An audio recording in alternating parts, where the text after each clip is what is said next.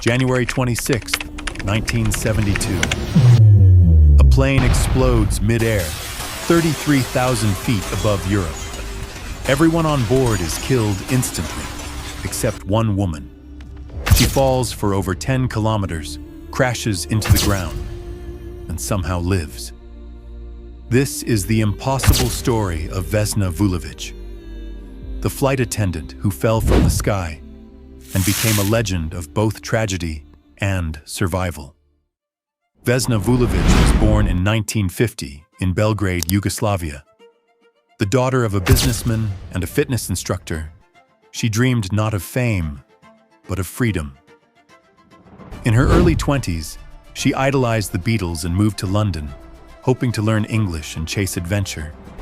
After returning home, she saw a friend in a crisp flight attendant uniform, and in that moment, decided she wanted the same life: travel, elegance, and escape.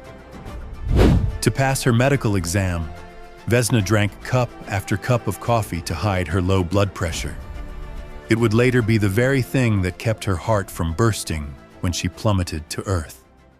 January 25th, 1972. Vesna wasn't even supposed to be on JAT Flight 367. A scheduling mistake put her name in place of another Vesna. She was excited. Her first time in Denmark. Так получилось, что вместо моей коллеги Весны Николич записали меня, Весну Вулович, по ошибке. Мне вдруг сказали, что меня снимают с рейса, на котором я должна была работать, и отправили в Копенгаген. Я обрадовалась, мне было 22 года, и любое новое место было для меня интересным. But something felt off. The captain locked himself in his room for hours. The co-pilot spoke about his children as if he were saying goodbye.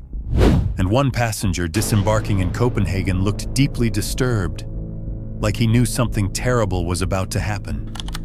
At 4:01 p.m., 46 minutes after takeoff, a violent explosion ripped through the DC-9. The cabin tore apart in seconds.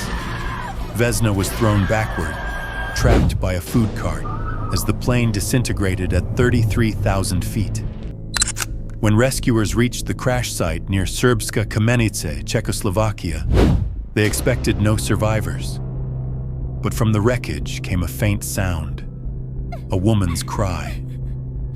Local villager Bruno Honka, a former World War II medic, followed the voice and found Vesna, broken, bleeding, but alive, trapped in a piece of fuselage. Her turquoise uniform was soaked in blood. Her shoes had been torn off by the impact. Bruno kept her alive until help arrived. At first, investigators blamed mechanical failure. Then whispers spread. Was this a terrorist attack? Soon, evidence pointed to a bomb planted in luggage checked in Stockholm, but never reloaded in Copenhagen.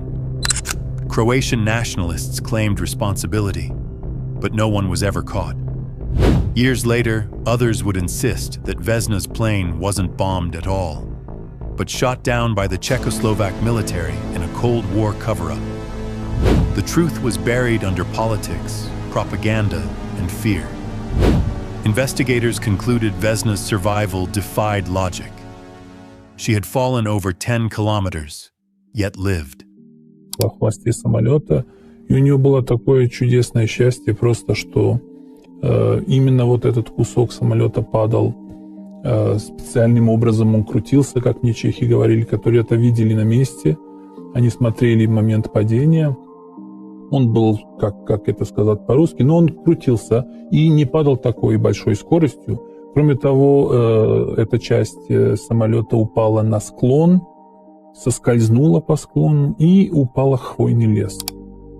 Experts determined that being pinned by the food cart inside a section of the plane that landed on snow and trees created a pocket that absorbed just enough impact. Her low blood pressure may have made her pass out, saving her from a heart rupture mid-fall.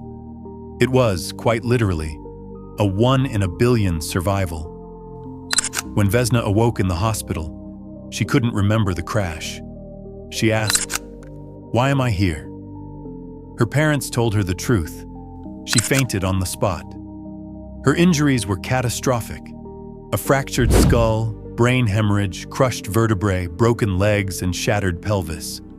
Doctors doubted she would ever walk again. But 10 months later, she took her first steps. Not gracefully, but defiantly. Her spine remained twisted, but her will did not.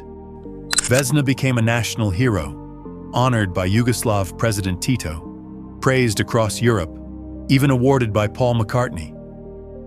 But fame faded, and questions remained. No one was ever held responsible for the bombing or the possible cover-up.